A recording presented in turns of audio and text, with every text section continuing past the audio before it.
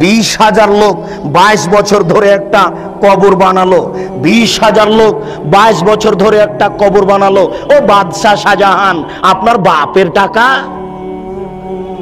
8 কোটি টাকা দিয়ে আপনি আগ্রার তাজমহল বানালেন।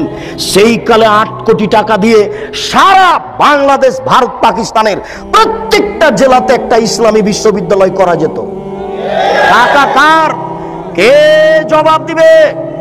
লালন শাহর নামে সেতু হলো কেন?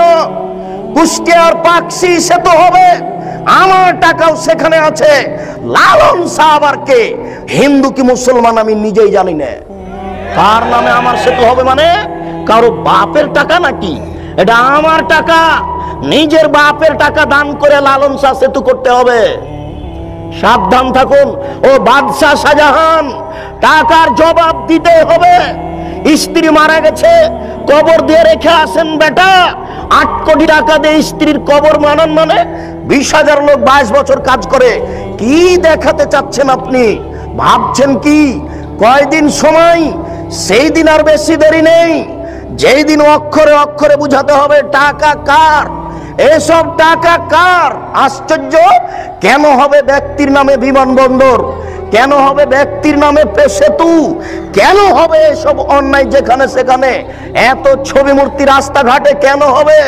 আমি মূর্তি গড়তে এসেছি, আমি মূর্তি ভাঙতে আসি, আমি মূর্তি গড়তে আসিনি, আমি মূর্তি ভাঙতে এসেছি। আমি মুসলিম চির রণবীর, আমি মরণকে করি না ভয়। মরলে শহীদ, বাঁচলে গাজী, আমার উভয় সমান। আমার জেল যতটুকু সেল ততটুকু, বাইরে যতটুকু ভিতরে ততটুকু, জেলে যতটুকু সেলে ততটুকু, বাহিরে যতটুকু ভিতরে ততটুকু। আমি মুসলিম চির রণবীর, মরণকে করি না ভয়। আমি মাথায় করে মূর্তি রাস্তায় নিয়ে যেতে পারি না। তুমি কাপুরুষ, তুমি কাপুরুষের বাচ্চা। তোমার শরীরে পুজ আছে, তোমার শরীরে পুজ আছে, তোমার শরীরে রক্ত নেই।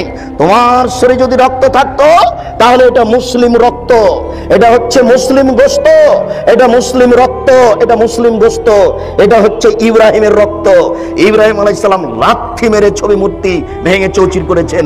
আমার নবী মুহাম্মদ সাল্লাল্লাহু আলাইহি ওয়াসাল্লাম লাঠি হাতে করে কাবা ঘরে ঢুকলেন, ঢুকে বলছেন জাল হক এসেছে সত্য, ওয়াজাহাকাল বাতিল চলে গেছে মিথ্যে, ইন্নাল বাতিলা নিশ্চয় মিথ্যে, কানা জাহুকা চিরদিন মিথ্যে।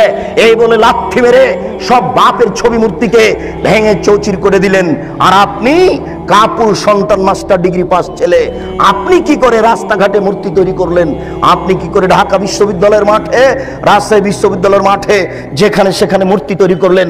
আপনার শরীরে রক্ত নয়, ওগুলো পুজ আছে, ওগুলো হাসপাতালে গিয়ে বের করে ফেলেন, ওগুলো দিয়ে লাভ হবে না। এই বিদ্যা দিয়ে লাভ হবে না। সামাজিক কুসংস্কারে একবারে সমাজ পরিপূর্ণ হয়ে আছে, সামাজিক কুসংস্কারে সমাজ একবারে পরিপূর্ণ হয়ে আছে। আশ্চর্য!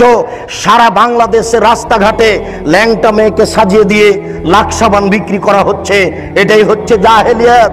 টিভিতে অন করলেই চলে আসে ল্যাংটা মেয়ে পাউডার বিক্রি করছে, এটাই হচ্ছে জাহেলিয়াত। টিভি অন করলে দেখা যায় নগ্ন মেয়ে চলে আসছে, দাঁতের মাজন বিক্রি করছে, এটাই হচ্ছে জাহেলিয়াত। আপনার এই টিনগুলিতে আছে ছবি মূর্তি গরুর, এটাই হচ্ছে জাহেলিয়াত। জায়নামাজে আছে কাবা ঘরের ছবি, এটাই হচ্ছে জাহেলিয়াত। মসজিদের মেহরাবের দুই দিকে লেখা, দুই দিকে আছে কাবা ঘরের টাইলস, এটাই হচ্ছে জাহেলিয়াত। মেহরাবের ডান দিকে আল্লাহ, বাম দিকে মোহাম্মদ, এটাই হচ্ছে জাহেলিয়াত। জন্মদিবস পালন করা জাহেলিয়াত, মৃত্যু দিবস পালন করা জাহেলিয়াত, 26শে মার্চ পালন করা জাহেলিয়াত, 21শে ফেব্রুয়ারি পালন করা জাহেলিয়াত, 16 ডিসেম্বর পালন করা জাহেলিয়াত, স্মৃতিসৌধ তৈরি করা জাহেলিয়াত, শহীদ মিনার তৈরি করা জাহেলিয়াত, শহীদ মিনারে ফুল চড়ানো জাহেলিয়াত, সংসদ ভবনে নীরবতা পালন করা জাহেলিয়াত, শিখা চিরন্তন শিখা অনির্বাণ একে হিসাব করা জাহেলিয়াত, স্মৃতিসৌধকে মূল্যায়ন করা জাহেলিয়াত। শুনুন, 31st নাইট হচ্ছে জেনার রাইট। ঢাকা শহরে সেদিন জেনা হয়, এই 31st নাইট হচ্ছে জেনার রাইট। চিটাগাংয়ে জেনার রাইট, সারা বিশ্বের বড় বড় শহরে জেনার রাইট। এই জেনার রাইটকে মূল্যায়ন করা হচ্ছে জাহেলিয়াত। পহিলা বৈশাখ আমি কি হিন্দুর বাচ্চা? আমি তোকে কবর দিতে এসেছি। আমি আবার ওই ইলিশ মাছ রান্না করে নিয়ে, পান্তা ভাত নিয়ে বট গাছের নিচে খাবো কেন? আমি কি অমুসলিম? আমি কি হিন্দুর ঘরে জন্ম নিয়েছি? একে মূল্যায়ন করা হচ্ছে জাহেলিয়াত। রাস্তাঘাটে ছবি মূর্তি তৈরি করা জাহেলিয়াত, একটা আর একটার নামে চালু করে দেওয়া জাহেলিয়াত। এই সমাজে জাহেলিয়াত পরিপূর্ণ হয়ে আছে। এগুলো হচ্ছে জাহেল নেতাদের কাজ। এবার আসেন একটু হুজুরের অবস্থা। হুজুরের অবস্থা বড় জটিল। সামাজিক জাহেলিয়াতের চেয়ে হুজুরের অবস্থা অনেক অনেক অনেক বেশি কঠিন। বুঝতে পারলাম না। আমার রাজশাহী নওদাপাড়া মাদ্রাসার পাশে লেখা আছে, নওদাপাড়া মাদ্রাসার পাশে দুইটা সাইনবোর্ড দেওয়া আছে যে ওরসে পাক আপনার ওই শাহ চন্দ্রপুরী। সারা বাংলাদেশে যে ফেস্টন ব্যানার দেওয়া হয়েছে, এই সারা বাংলাদেশের ব্যানারের পিছনে কয়েক কোটি টাকা খরচ আছে।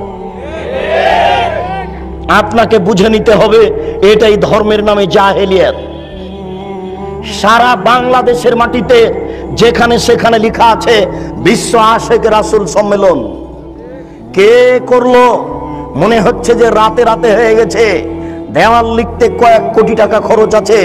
এটাই হচ্ছে জাহেলিয়াত। আশ্চর্য। গতকালকে 11টার পরে আমি হাজিদের এক সম্মেলনে নাটোরে বক্তব্য দিচ্ছিলাম। সব হাজি প্রায় 250-300 হবে, 300 জন প্রায় হাজি হবে উপস্থিত। আমাকে কিভাবে তারা দাওয়াত দিল আমিও বুঝতে পারলাম না।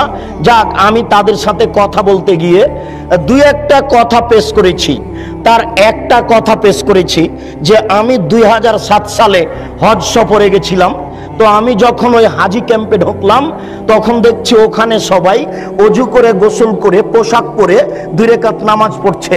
আমার খুব কাছের সাথী ভাই আমার এই মোশাররফ ভাই বেরায়। আমি বলছি ব্যাপারটা কি, এরা এরকম কেন করছে? আবার ওখানে বলছে লাব্বাইক লাব্বাইক আল্লাহুম্মা লাব্বাইক লাব্বাইক লা শারিকা লাকা লাব্বাইক, এভাবে চিৎকার করছে।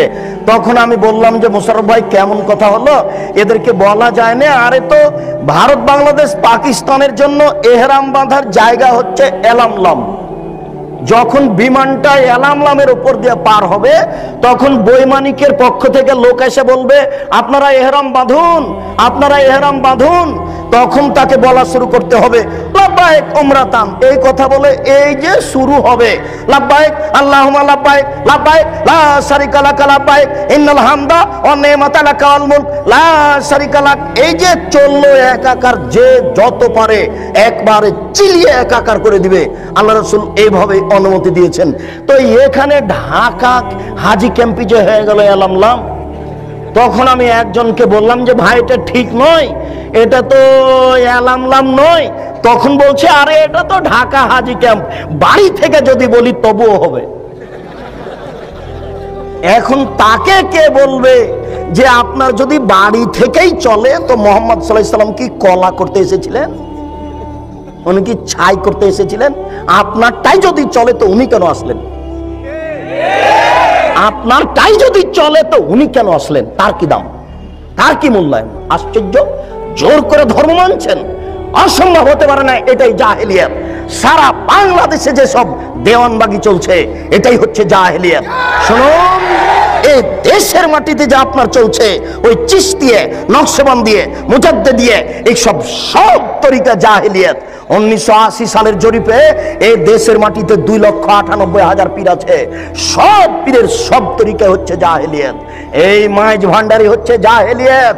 আশ্চর্য, নারী পুরুষ একাকার হয়ে জিকির করছে। সেই দিন আমরা গেছিলাম নরসিংদী, নজরপুরা নরসিংদী নাকি নজরপুরা একটা গ্রামে গেছিলাম নরসিংদী। তো আমরা নজরপুরা থেকে বক্তব্য দিয়ে আসলাম, পাশে গান বাজনা দিয়ে বাদ্যযন্ত্র দিয়ে নারীর বক্তব্য চলছে। নারীর বক্তব্য, নারী গাজাল করছে, বক্তব্য দিচ্ছে, বাদ্যযন্ত্র চলছে। আরে সংসদ ভবনের মমতাজ বেগম ডুবি তবলা দিয়ে জিকির করে। আশ্চর্য। আর কোরআন নাকি 30 পারা নয় 90 পারা। 30 পারা হচ্ছে জাহেরি আর 60 পারা হচ্ছে বাতিনি। এরই নাম হচ্ছে ধর্মীয় জাহেলিয়াত। একে ঠেকাবে কে? এই জন্য আপনাকে বলি, এই হিফজখানা বন্ধ করতে হবে। যেখানে কোরআন হাদিস শিক্ষার ব্যবস্থা আছে সেখানে হিফজখানা খুলতে হবে। এই ছেলেটাকে আপনি কেন হাফেজ করলেন? এর বয়স হচ্ছে 16 বছর, মাথায় একটা উঁচু টুপি দিয়েছে, তার উপর একটা রুমাল দিয়ে মানুষের বাড়িতে মিলাদ করে বেড়াচ্ছে, কোরআন মাজিদ পড়ছে আর ভালো কিছু খাবার দিচ্ছে, 200 টাকা পকেটে দিয়েছে, একবারে খুশি হয়ে গেছে, চিৎকার করে আমার বাপের নামে দোয়া করে চলে আসলো। এ জাতির কি করতে পারে? যে চলিসা করে বেড়াই, যে কুলখানি করে বেড়াই, যে মানুষের দোকান করে আপনার উদ্বোধন করে কোরআন মাজিদ পড়ে, যে মানুষের বাড়ি উদ্বোধন করে কোরআন মাজিদ পড়ে, সেই হাফেজ দিয়ে কি হবে? সেই হিফজখানা বন্ধ করতে হবে। এই সামাজিক জাহেলিয়াত, এই ধর্মীয় জাহেলিয়াতের জন্য এই 3 নম্বর শ্রেণীর ছেলে দেওয়া হবে না। একেবারে বলিষ্ঠ কণ্ঠের, একেবারে নির্ভীক সেনা, যার অন্তরে কোনো ভয় ভীতি থাকবে না, যার বিদ্যের সামনে পৃথিবীর কোনো বিদ্যা টিকবে না। জাকির নায়কের মতো পৃথিবীর কোনো বিদ্যা তার সামনে টিকবে না, এবং নির্ভীক সেনা হবে। আমি মুসলিম চির রণবীর, মরণকে করি না ভয়, মরলে শহীদ বাঁচলে গাজী। এই কণ্ঠ নিয়ে যে মাঠে নামবে, সেই জাতির উপকার করতে পারে, সেই এই সামাজিক কুসংস্কার বন্ধ করতে পারে, সেই এই ধর্মীয় কুসংস্কার বন্ধ করতে পারে। তাছাড়া এইসব হাফেজ দিয়ে কাজ হবে না। এ তো মানুষের দোকান উদ্বোধন করে, এ তো মানুষের বাড়ি উদ্বোধন করে। এর দ্বারা শরীয়তের কি আশা করা যেতে পারে? শুনুন, ওই পশ্চিম দিকে গাধাতে ইট বহে। গাধাতে কি বহে? ইট বহে। ভ্যান যেখানে যেতে পারে না, গাধা সেখানে যেতে পারে। অনেকগুলি ইট আপনি গাধার উপরে চাপিয়ে দিয়েছে, এরপরে যেখানে নামাতে হবে সেখানে গাধা চলে গেল। এবার আপনি কি করেছেন? আপনি বইয়ের দোকানদার, অনেকগুলি কোরআন মাজিদ তার উপরে তুলে দিয়েছেন, ও চলে গেল আপনার কোরআনের দোকানে। তো গাধা কি জানতে পারলো যে এখন কোরআন না ইট? ও তো জানতে পারলো না যে আমার পিঠে কোরআন আছে না ইট আছে।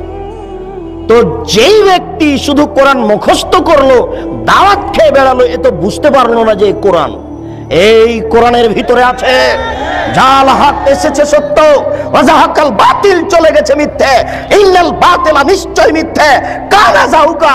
এই দেশের জাহেলিয়াতকে লাথি মেরে ডুবিয়ে দিতে চাই, এই দেশের অন্যায়কে যে কোনো মূল্যে উৎখাত করতে চাই। আল্লাহ, তুমি বড় দয়াবান, তুমি বড় রহমান, তুমি বড় ক্ষমাশীল, তুমি বড় শক্তিশালী। তোমার শক্তির দরবারে আশাধারী হয়ে বলছি, আমি বন্ধা হলে কি হবে? আমার স্ত্রী বন্ধা হলে কি হবে? আমার বয়স 80 হয়েছে, তাতে কি হবে? আমার স্ত্রী বন্ধা হলে কি হবে? এমন একটি ছেলে তুমি দান করো, যেই ছেলে এরকম বিদ্যা অর্জন করবে এবং যে কোনো অন্যায়ের বিরুদ্ধে লড়ে পড়বে, জেল সুলি ফাঁসির 5 পয়সা দাম দিবে না। এরকম ছেলে একটা তোমার দরবারে দাবি রেখে সামনের দিকে আগাচ্ছি। আলেমদের অবস্থা, আনাস রাদিয়াল্লাহু তাআলা আনহু বলেন, রাসূল সাল্লাল্লাহু আলাইহি ওয়াসাল্লাম বললেন, রাআইতু লাইলাতান উসরিয়া বি, আমি এক রাতে একদা আমি নিজেকে দেখলাম জিবরাইল আমাকে উপর দিকে নিয়ে চলে যাচ্ছেন। আমাদের নবী বলছেন, জিবরাইল একদা আমাকে উপর দিকে নিয়ে চলে যাচ্ছেন। যেতে যেতে দেখি অনেক মানুষ, তুকরাজো সাফাহুম বিমাকারিজা মিনান নার, যাদের ঠোঁট এবং জিহ্বাকে আগুনের কেঁচি দিয়ে কেটে দেওয়া হচ্ছে। আমি বললাম, জিবরাইল মান হাউলায়, এরা কারা? হায় হায়, যাদের ঠোঁট এবং জিহ্বাকে আগুনের কেঁচি দিয়ে কেটে দেওয়া হচ্ছে, এরা কারা? তখন জিবরাইল আলাইহিস সালাম বললেন, হাউলায়ে খুতবাউ মিন উম্মাতিক, এরা হচ্ছে আপনার উম্মতের বক্তা, যারা বক্তৃতা করে বেড়ায়, তাদের ঠোঁট এবং জিহ্বাকে আগুনের কেঁচি দিয়ে কেটে দেওয়া হচ্ছে। বারবার বলছে কোরআন শরীফ, অথচ কোরআন শরীফ হবে না, কি হবে? কোরআন মাজিদ। তাহলে বক্তা দিয়ে কি হতে পারে? কোরআন মাজিদের শেষে যে দোয়া আছে 1 পৃষ্ঠা, সেটাও মানুষ রচিত। তাহলে আলিম দিয়ে কি হতে পারে? কোরআন তেলাওয়াত শেষে সাদাকাল্লাহুল আজিম বললে এই আলেম দিয়ে কি হতে পারে? যে ব্যক্তি মানুষের মতামতকেই বলে চূড়ান্ত, সেই ব্যক্তি দিয়ে কি হতে পারে? আল্লাহ রাসূল বলছেন, আমি দুনিয়া থেকে চলে গেলাম, দুটি জিনিস রেখে গেলাম, কোরআন এবং আমার হাদিস। কি করে ব্যক্তির কথা এখানে আসতে পারে? বড় হুজুরের কথা কি করে আসতে পারে? পীর সাহেবের কথা কি করে আসতে পারে? বুজুর্গানের দিনের কথা কি করে আসতে পারে? পৃথিবীর কোন মানুষের কথা গ্রহণীয় হবে না, শুধুমাত্র একজন মানুষের কথা গ্রহণীয় হবে, যার নাম মোহাম্মদ সাল্লাল্লাহু আলাইহি সাল্লাম। তিনি বলছেন, শোনো, লাউ কানা মূসা হাইয়ান, আজ যদি মূসা আলাইহিস সালাম জীবিত হন, পীর সাহেব তো দূরের কথা, বড় হুজুর তো দূরের কথা, বুজুর্গানের দিন তো দূরের কথা, এখন যদি মূসা আলাইহিস সালাম জীবিত হন, তারাক্তুমুনি, যদি তোমরা আমাকে ছেড়ে দাও, লাত্তাবাতুমুহ, আর তোমরা যদি মূসাকে গ্রহণ করো, তাহলে তোমরা লাসলালতুম, ভ্রান্ত হয়ে যাবে, তোমাদেরকে জাহান্নামে যেতে হবে। তোমার পীর সাহেব তো দূরের কথা, বুজুর্গানের দিন তো দূরের কথা, এখন যদি মূসা আলাইহিস সালাম জীবিত হন, মূসা, আর তোমরা যদি আমাকে ছেড়ে দিয়ে মূসাকে মানো, তাহলে তোমাদের সবাইকে জাহান্নামে যেতে হবে, কেউ টিকতে পারবে না। তাহলে আপনার পীর সাহেব, বুজুর্গানের দিন কোন ব্যক্তির এখানে প্রশ্নে আসে না, মাত্র একজন মানুষের কথা চলবে, যার নাম মোহাম্মদ সাল্লাল্লাহু আলাইহি সাল্লাম। ওসামা ইবনে যায়েদ রাদিয়াল্লাহু তাআলা আনহু বলেন, রাসূল সাল্লাল্লাহু আলাইহি সাল্লাম বলেন, ইজা ইয়াউমাল কিয়ামা বিরাজুলিন ইউলকা ফিন্নার, বিচারের মাঠে একজন লোককে নিয়ে যাওয়া হবে, এরপরে জাহান্নামে নিক্ষেপ করা হবে। তান্দালে কাকতা বহু ফিন্নারে, সেই ব্যক্তি জাহান্নামে যাওয়ার সাথে সাথে নাড়ি ভুঁড়ি তার বের হয়ে ঝুলতে থাকবে। ওয়াথানু ফিহা কাতাহানিল হিমারে বেরাহাহু, ও তার নাড়ি ভুঁড়ির চতুর্দিকে ঘুরতে থাকবে জাহান্নামে, যেইভাবে গাধা তার রাহাটের চতুর্দিকে ঘুরতে থাকে। এই কথা আপনি ভালোভাবে বুঝতে পারবেন না। গরুর পায়ে ধান মারা দেখেছেন কি? গরু যেমন ধানের উপরে ঘুরে, ওইভাবে মাওলানা সাহেব তার নাড়ি ভুঁড়ির চতুর্দিকে ঘুরবে। ফায়াজতামু আলাইহি আহলুন নার, জাহান্নামীরা সেখানে জমা হয়ে বলবে, মালাক, হুজুর কি খবর? হুজুর আপনার অবস্থা কেন এইরূপ? তা'মুরুনা বিল মারুফ ওয়া তানহাউনা আনিল মুনকার, আপনি তো আমাদেরকে ভালো কাজের আদেশ করছিলেন, মন্দ কাজের নিষেধ করছিলেন, তা আপনি কেন জাহান্নামে? আপনার অবস্থা কেন এইরূপ? তখন মাওলানা সাহেব বলবেন, কি বলি, আমরুকুম বিল মারুফ ওয়া লা আতিহে, আমি ভালো বলেছি, ভালো করিনি যে। ওয়ানহাকুম আনিল মুনকার ওয়া আতিহে, আমি মন্দ থেকে নিষেধ করেছি আর নিজেই মন্দ করেছি। চুক্তি ছাড়া হুজুরের বক্তব্য চলে না। হুজুর বক্তব্য এখানে ঠিকই দেন, আর মেয়ে ঠিকই ঢাকা বিশ্ববিদ্যালয়ে পড়ে ফতোয়া গায়ে দিয়ে।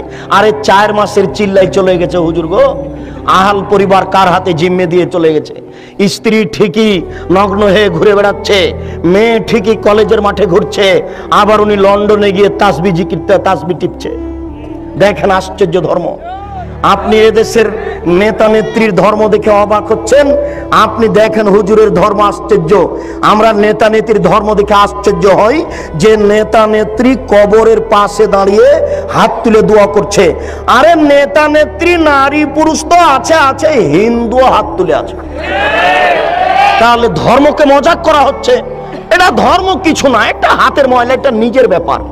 ঠিক নেতা নেত্রীর যেমন নিজের ব্যাপার, এই চিল্লার হুজুরের তেমন নিজের ব্যাপার। ওইখানে গিয়ে তাসবিহ টিপে আর এইখানে মেয়ে বিশ্ববিদ্যালয়ে পড়ে। আশ্চর্য। আল্লাহ রাসূল বলছেন যে তোমার উপরে তোমার স্ত্রীর 5টা জিনিস রাখলাম। এই শোনো, তোমার উপরে তোমার স্ত্রীর 5টা জিনিস রাখলাম। 1, যে মানের খাচ্ছ সে মানের খাওয়াবা। 2, যে মানের পড়ছো সে মানের পড়বা। 3, কখনো কটু কথা বলবা না। 4, কখনো মুখের উপরে মারবা না। 5, তুমি তোমার বাড়ি ছাড়া তাকে কোথাও যেতে দিবা না, তোমার বাড়ি ছাড়া কোথাও তুমি তাকে থাকতে দিবা না। এটা স্বামী মানে ক্ষমতা। স্বামী মানে ক্ষমতা। চাচির বাড়ি যেতে পাবে না, খালার বাড়ি যেতে পাবে না, ফুফুর বাড়ি যেতে পাবে না, মায়ের বাড়ি যেতে পাবে না। যেতেই যদি হয় তাহলে 3 দিনের বেশি থাকতে পাবে না। 3 দিন থাকলে আপনাকে সাথে থাকতে হবে। 3 দিনের বেশি থাকলে সাদকা হয়ে যাচ্ছে, ওটা আপনাকে খরচ দিতে হবে, টাকা আপনাকে দিতে হবে। 3 দিনের পরে যেটা আপনার শ্বশুর বাড়িতে খাবে ওটা সাদকা, অতএব 3 দিনের পরে চলবে না। মেহমানি 3 দিনের বেশি চলে না। শুনুন, আপনার বাড়ি ছাড়া আপনার স্ত্রী কোথাও থাকতে পারে না। তো বাজারে আছে যে আপনি মরেছেন এই জন্য, আপনার বড় ছেলে মারা গেছে, এই জন্য আপনার স্ত্রী বাজারে আছে। ও বাজারে যাবে কেন? ও তো নারী, ও তো বাড়ির জিনিস। ওকে আল্লাহ রাসূল ঘেরে রাখতে বলছেন, ওকে আল্লাহ রাসূল ঢেকে রাখতে বলছেন, ওকে আল্লাহ বাড়িতে থাকতে বলছেন। আল্লাহ তাআলা বলছেন ওয়াকারনা ফি বুয়ুতিকুন্না ওয়ালা তাবাররাজনা তাবারুজাল জাহিলিয়াতিল উলা। হে মুসলিম মহিলা, তোমরা বাড়িতে থাকো। বন্যতার যুগে, বর্বরতার যুগে, অসভ্যতার যুগে নারীরা যেভাবে প্রদর্শনী দিয়ে চলতো সেভাবে তোমরা চলো না। এটাই হচ্ছে বন্যতা, এটাই হচ্ছে বর্বরতা, এটাই হচ্ছে অসভ্যতা। অতএব আপনি বাড়ি রেখে কোথায় যাবেন? পাঁচটা জিনিস আপনার উপরে জরুরি জিম্মেদারি। আপনি বাড়ি থেকে চলে যাচ্ছেন, এটা হচ্ছে আলেম মানুষ হিসেবে আপনার একটা দুর্গতি আসার প্রমাণ। শুনুন, আবু হুরায়রা রাদিয়াল্লাহু তাআলা আনহু বলেন, অন্য এক বর্ণনায় সামরা ইবনে জুনদুব রাদিয়াল্লাহু তাআলা আনহু বলেন, আল্লাহর নবী বলছেন, আমার দুই হাত ধরে জিবরাইল এবং মিকাইল টেনে নিয়ে যেতে লাগলেন। যেতে যেতে দেখি একটা লোক এইভাবে চিথে শুয়ে রয়েছে, পাশে একটা লোক দাঁড়িয়ে আছে, তার হাতে একটা বড় পাথর রয়েছে। দেখো বেইরাসাউ, এই পাথর দিয়ে তার মাথাকে ভেঙে চৌচির করে দিচ্ছে। ফায়জা যারা বাহু তাদা দাহাল হাজারো ফান্তালাকে ইলাইহে, মারার সাথে সাথে মাথা ফেটে একবারে চৌচির হয়ে যাচ্ছে আর পাথরটা ছিটকে দূরে চলে যাচ্ছে। এই লোকটি আবার পাথর আনতে যাচ্ছে, পাথর আনতে না আনতেই মাথা ঠিক হয়ে গেছে, আবার মারে, আবার চৌচির হয়, পাথর দূরে চলে যায়। আল্লাহ রাসূল বললেন, জিবরাইল মা হাজা, একই দৃশ্য, একে যার মাথাকে এভাবে চৌচির করে দেওয়া হচ্ছে, ফাটিয়ে দেওয়া হচ্ছে।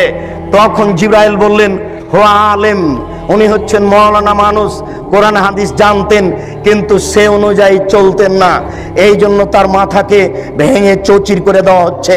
পৃথিবীর কোন পাপীকে মেরে তার মাথা ফাটিয়ে দেওয়া হবে না। পৃথিবীর কোন পাপীর এই ঠোঁট এবং জিহ্বা আগুনের কেচি দিয়ে কেটে নেওয়া হবে না। পৃথিবীর কোন পাপীর ঠোঁট এবং জিহ্বাকে আগুনের কেচি দিয়ে কেটে দেওয়া হবে না। পৃথিবীর কোন পাপীর মাথাকে এই পাথর দিয়ে ফাটিয়ে দেওয়া হবে না, চৌচির করে দেওয়া হবে না। এটা হচ্ছে শুধু হুজুরের কাজ।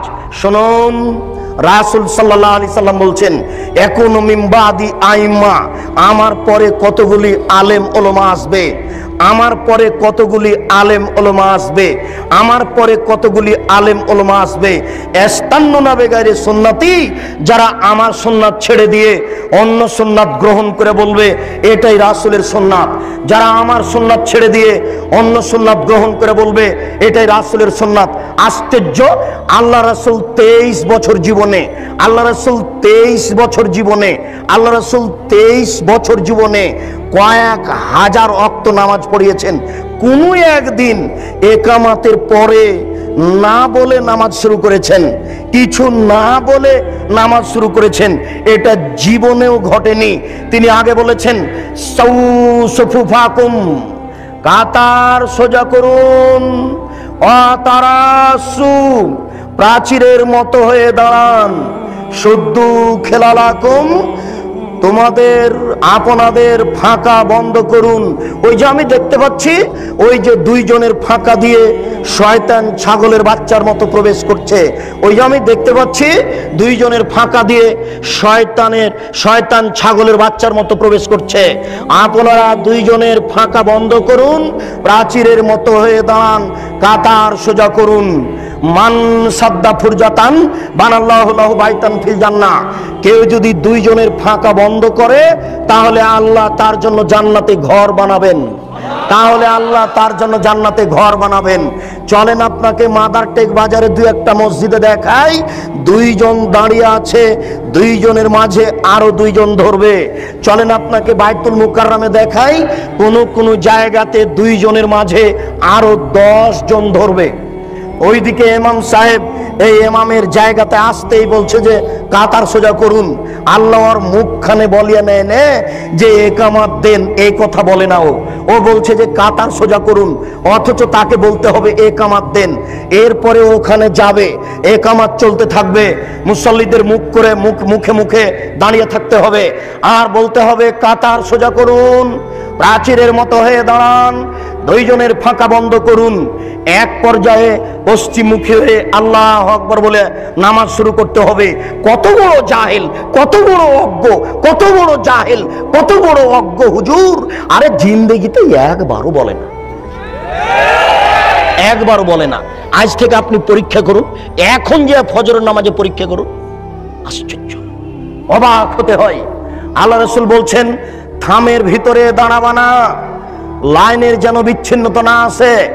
থামের ভিতরে দাঁড়াবেন না, পায়ের মাঝে দাঁড়াবেন না, যেন কাতারের ভিতরে বিচ্ছিন্নতা না আসে। কেউ যদি ওই পায়ের মাঝামাঝিতে দাঁড়িয়ে গেছে, তখন সাহাবীগণ তাকে ধাক্কা দিয়ে আগে এবং পিছে করে দিয়েছেন। ওরে হুজুর, কত বড় জাহেল, ওই কাতারের মাঝে এইভাবে রেখেছে জুতা স্যান্ডেলের বাক্স। দেখেন আপনি এই বাজারে, এই শহরে কত মসজিদ এইভাবে আছে। আল্লাহর নবী বলছেন, এক শ্রেণীর মাওলানা আলেম ওলামা বের হবে, যারা আমার সুন্নাত ছেড়ে দিয়ে অন্য সুন্নাত ধরে বলবে এটাই রাসূলের সুন্নাত। লাখো সুন্নাতকে তারা কবর দিচ্ছে, যেটা রাসূলের নয়। রাসূলের যেটা আছে সেটাকে কবর দিয়ে অন্য একটা বানিয়ে চলেছে। আশ্চর্য, আপনাকে একটু বলতে হয়, আশ্চর্য, আপনাকে একটু বলতে হয়। আমাদের নবী বৃহস্পতিবার এবং সোমবার রোজা থাকতেন, কেন জানেন? আমাদের নবী বৃহস্পতিবার এবং সোমবার রোজা থাকতেন এই জন্য যে সাপ্তাহিক রিপোর্ট পেশ করা হয় বৃহস্পতিবার আর সোমবার। আমাদের নবী মুহাম্মদ সাল্লাল্লাহু আলাইহি সাল্লাম চাইতেন যে যখন আমার রিপোর্টটা পেশ করা হবে তখন আল্লাহ দেখুক যে আমি রোজা আছি। আমার রিপোর্টটা যখন পেশ করা হবে তখন আল্লাহ দেখুক যে আমি রোজা আছি, এটা তিনি চাইতেন। এই জন্য বৃহস্পতিবার সোমবার সিয়াম পালন করতেন। বুঝাতে পেরেছি কি? বাৎসরিক রিপোর্ট পেশ করা হয় শাবান মাসে, বাৎসরিক রিপোর্ট পেশ করা হয় শাবান মাসে। আমাদের নবী মুহাম্মদ সাল্লাল্লাহু আলাইহি সাল্লামের জানা ছিল না যে শাবান মাসের কোন দিনে রিপোর্ট পেশ করা হয়। এই জন্য আয়েশা রাদিয়াল্লাহু তাআলা আনহা বলছেন যে ওই দিনটাকে ধরার জন্য আল্লাহ রাসূল পুরো শাবান সিয়াম পালন করতেন, তবে শাবানকে রমজানের সাথে লাগিয়ে দিতেন না। উম্মু সালামা রাদিয়াল্লাহু তাআলা আনহা বলেন, আমাদের নবী মুহাম্মদ সাল্লাল্লাহু আলাইহি সাল্লাম পুরো শাবান সিয়াম পালন করতেন, তবে শাবানকে রমজানের সাথে লাগিয়ে দিতেন না। কেন? তিনি ভাবতেন এই দিনটা আমাকে ধরতেই হবে। বাৎসরিক যখন রিপোর্ট পেশ করা হবে তখন আল্লাহ দেখুক যে আমি রোজা আছি। বাৎসরিক যখন রিপোর্ট পেশ করা হবে তখন আল্লাহ দেখুক যে আমি রোজা আছি, এটা দেখানোর জন্য তিনি শাবান মাসে বেশি বেশি রোজা রাখতেন। ভারত, বাংলাদেশ, পাকিস্তানের এই সব হুজুরেরা জাহেলের পরিচয় দিয়ে কিভাবে কিভাবে জেনে নিল সেদিন 15ই শাবান। ভারত, বাংলাদেশ, পাকিস্তানের হুজুরেরা কিভাবে কিভাবে জেনে নিল সেদিন হচ্ছে 15ই শাবান। তাই তারা কলকারখানা, অফিস, আদালত, কোর্ট কাচারি, শিক্ষা প্রতিষ্ঠান বন্ধ করে রাতে গোসল করে আতর গোলাপ মেখে দিনে রোজা থাকে। অসম্ভব হতে পারে না। আল্লাহ রাসূল বললেন, আমার সুন্নাত ছেড়ে দিয়ে তারা অন্য সুন্নাতকে ধরে বলবে এটাই রাসূলের সুন্নাত। প্রায় পুরো শাবান সিয়াম পালন করা হচ্ছে রাসূলের সুন্নাত, আর একদিন সিয়াম পালন করা হচ্ছে ভারতের সুন্নাত, মানুষের সুন্নাত। 27শে রজব কোরআন মাজিদ নাজিল হয়েছে, আল্লাহ রাসূল গেছিলেন মেরাজে। এই কথার ভিত্তিতে মেরাজের দিন রোজা রাখতে হবে, এটা মিথ্যে। কোরআন মাজিদের আয়াত পেশ করা হচ্ছে মিলাদের জন্য 4টে। আল্লাহ মিলাদ করেছেন, নবী মিলাদ করেছেন, সাহাবীগণ মিলাদ করেছেন। কত বড় ডাহা মিথ্যে কথা সাহাবীদের উপরে! এগুলো সব বাতেনি কোরআন, এগুলো হচ্ছে বাতেনি বানাওয়াট কথা, অসম্ভব হতে পারে না। শুনুন, 27শে রজব রোজা হতে পারে না, 15ই শাবান রোজা হতে পারে না। এইগুলি হচ্ছে রাসূলের সুন্নাতকে ছেড়ে দিয়ে অন্য সুন্নাত গ্রহণ করা, রাসূলের আদর্শকে ছেড়ে দিয়ে অন্য আদর্শ গ্রহণ করা। তাই রাসূল সাল্লাল্লাহু আলাইহি সাল্লাম বলছেন, ফিহিম রিজালুন, এই আলেমদের মধ্যে কতগুলি আলেম হবে, কুলুবুহুম কুলুবুশ শায়াতিন, শায়াতিন ফি জুসমানি ইনসিন, এদের অন্তর হবে শয়তানের অন্তর, এদের দেখতে লাগবে মানুষ। এদের অন্তর হবে শয়তানের অন্তর, এদের দেখতে লাগবে মানুষ। এদের অন্তর হবে শয়তানের অন্তর, এদের দেখতে লাগবে মানুষ।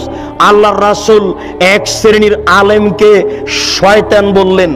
আল্লাহ রাসূল এক শ্রেণীর আলেমের জিহ্বা কেটে নেওয়া হবে এই কথা বললেন। এক শ্রেণীর আলেমকে জাহান্নামে নিক্ষেপ করা হবে, তার নাড়ি ভুঁড়ি বের হয়ে ঝুলতে থাকবে এই কথা বললেন। এক শ্রেণীর আলেমকে একবারে চিৎ করে ফেলে দিয়ে মাথা ফাটিয়ে চৌচির করে দেওয়া হবে এই কথা আল্লাহ রাসূল বললেন। প্রায় হাদিসগুলি বুখারী মুসলিমের। আপনাকে আমি এই অংশে দেখালাম সামাজিক জাহেলিয়াত আর আলেমদের জাহেলিয়াত। অতএব সামাজিক জাহেলিয়াত ঠেকানো যেমন জরুরি, আলেমদের জাহেলিয়াত তেমন ঠেকানো জরুরি।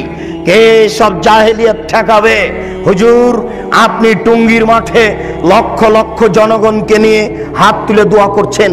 আপনার কথা তো খুব ভালো লাগে যখন আপনি বলেন সুবহানাল্লাহ বললে এত নেকি হয়, আলহামদুলিল্লাহ বললে এত নেকি হয়, আল্লাহ আকবার বললে এত নেকি হয়। সুন্দর করে ওযু করে 2 রাকাত নামাজ পড়লে অতীতের সব পাপ ক্ষমা হয়ে যায়। আপনার ভালো কাজের আদেশ তো খুব মিঠা লাগলো। আপনি যখন হাত তুলে দোয়া করছেন তখন এই দেশের নেতা নেত্রী সামনে আছেন, এই দেশের লাখো লাখো জনগণ সামনে আছে।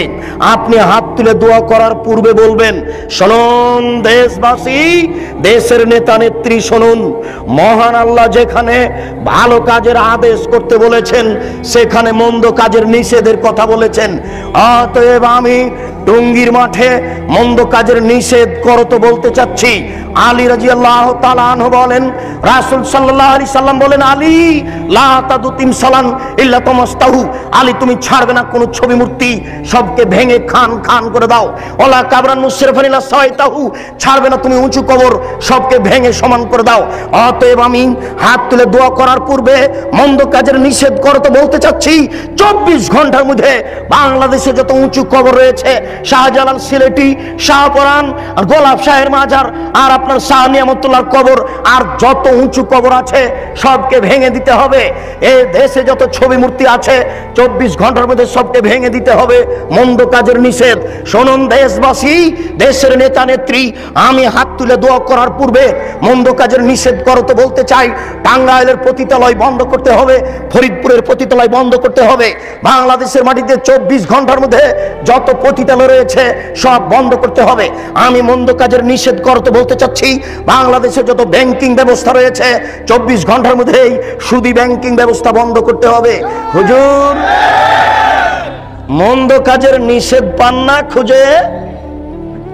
ভালো কাজের আদেশ তো সহজেই করা যায়। সুবহানাল্লাহ বললে এত নেকি হয়, আলহামদুলিল্লাহ বললে এত নেকি হয়, আল্লাহ আকবার বললে এত নেকি হয়। সুন্দর করে ওযু করে 2 রাকাত নামাজ পড়লে অতীতের পাপ ক্ষমা হয়ে যায়। ভালো কাজের আদেশ করা সহজ, মন্দ কাজের আদেশ করা সহজ নয়, মন্দ কাজের নিষেধ করা সহজ নয়। এই জন্য লোকমান হাকিম তার ছেলেকে বলছেন, আব্বু ওয়ামুর বিল মারুফ ওয়া নাহি আনিল মুনকার, বেটা ভালো কাজের আদেশ করো, মন্দ কাজের নিষেধ করো। ওয়াসবির আলা মা সাবাক, বেটা মন্দ কাজের নিষেধ করলে জেলসুলি ফাঁসি হবে, ওই সময়তে ধৈর্য ধারণ করিও। মন্দ কাজের নিষেধ করলে জেলসুলি ফাঁসি হবে, মন্দ কাজের নিষেধ করলে ধৈর্য ধারণ করিও। ইমাম আবু হানিফার ইতিহাস পড়ে শেষ করলেন, ইমাম আহমদ ইবনে হাম্বলের রাহিমাহুল্লাহর ইতিহাস পড়ে শেষ করলেন, কিন্তু তার চরিত্র, তার দাম্ভিকতা, সাহসতা নিজের ভিতরে নিয়ে আসার চেষ্টা করবেন না। শুনুন দেশবাসী, একটা কথা মনে রাখবেন, মহান আল্লাহ বলেন, ইয়া আইয়ুহাল্লাযীনা আমানু আতিউল্লাহ ওয়া আতিউর রাসূল ওয়া লা তুবতিলু আমালাকুম, হে পৃথিবীর বিশ্বাসীগণ, তোমরা আল্লাহকে মান্য করো, রাসূলের আনুগত্য করো, তোমাদের আমল বাতিল করো না। শুনুন উপস্থিত বৈঠকের দিনী মুসলিম ভাই ও বোন, আল্লাহ তাআলা 1 নম্বর আয়াতে বলেছেন, আল্লাহকে মান্য করুন, রাসূলের আনুগত্য করুন, তোমাদের আমল বাতিল করো না। আল্লাহ তাআলা বলেন, আল্লাহকে মান্য করা মানে শিরক করা যাবে না, রাসূলের আনুগত্য মানে কোনো বেদাত কাজ করা যাবে না। মানুষ যদি আল্লাহকে মান্য না করে শিরক করে, মানুষ যদি রাসূলের আনুগত্য না করে বিদআত করে, তাহলে তার আমল বাতিল হবে। শিরক করলে অতীতের নেকি নষ্ট হয়ে যায়, আল্লাহকে অপমান করা হয়, আল্লাহকে হেয় তুচ্ছ করা হয়। শিরক করলে অতীতের নেকি নষ্ট হয়ে যায়, আল্লাহকে অপমান করা হয়, আল্লাহকে হেয় তুচ্ছ করা হয়। বিদআত করলে ইবাদত কবুল হয় না, রাসূলকে অপমান করা হয়, রাসূলকে হেয় তুচ্ছ করা হয়। সম্মানিত দিনী ভাই, শহরের ব্যাপার আমি যে বিষয়ে আলোচনা করতে চাচ্ছিলাম সেই বিষয়ে অন্যদিন আলোচনা হবে। প্রথম যে 2টি বিষয় আপনার সামনে মোটামুটিভাবে পেশ করলাম, এই বিষয়গুলি আমরা সময় সাপেক্ষে আরো বিস্তারিত পেশ করেছি। সেইগুলো ইন্টারনেটের মাধ্যমে এবং অন্যান্য মোবাইলের মাধ্যমে বা ইসলামিক টিভিতে সপ্তাহে একদিন মঙ্গলবার, আর পিস টিভিতে সপ্তাহে 3 দিন।